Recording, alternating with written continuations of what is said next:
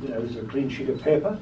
We can start and really look at all the alternatives in terms of how farmers should be supported and how they play into government policy overall.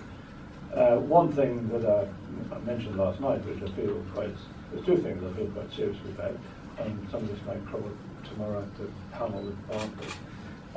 One is that transition is really important. So moving from where we are to wherever we're going is going to be a really important process we have to go through. Whatever long-term support and policies are agreed with government, the transition is crucial. So we don't destabilise farming businesses or the food chain in general. And the second is linked to that.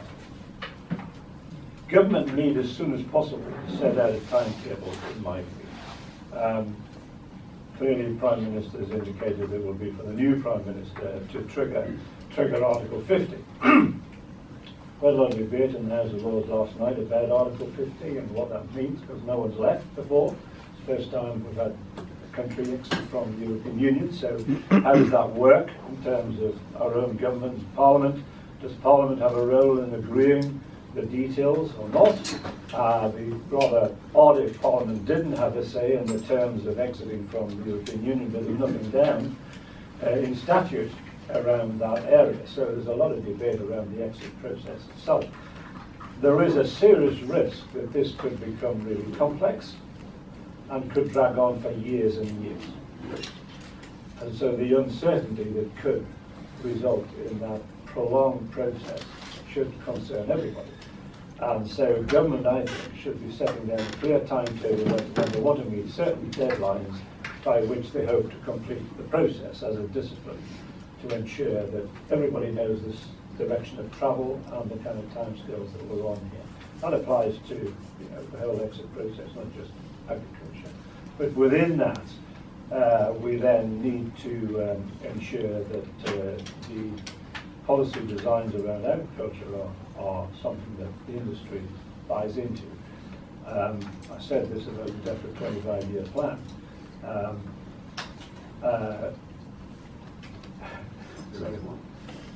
Yeah, what's 25 that unless industry has ownership of the solutions, it really won't work.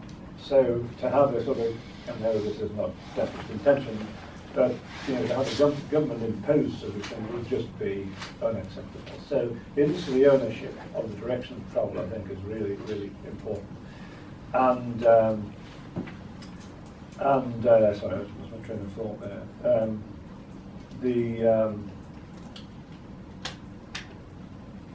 The other issue, which I think is important in this respect, as far as the exit process is concerned, is the process of dealing with EU regulation.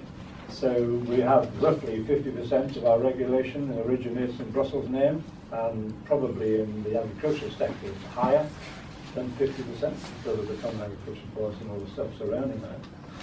So all of this will have to be reviewed and either adopted or changed. So and that you can imagine Parliament's time is going to be a huge undertaking. But also there's the issue which I raised in my speech last week about EU legislation that's in the pipeline. So a lot of stuff, pipeline stuff, continuing being churned out. So how do we address that? Having decided to exit, we won't leave until. So we continue to be members under Article 50 until we complete the exit process. Does that mean we are subject to the adoption of EU regulation during that transition?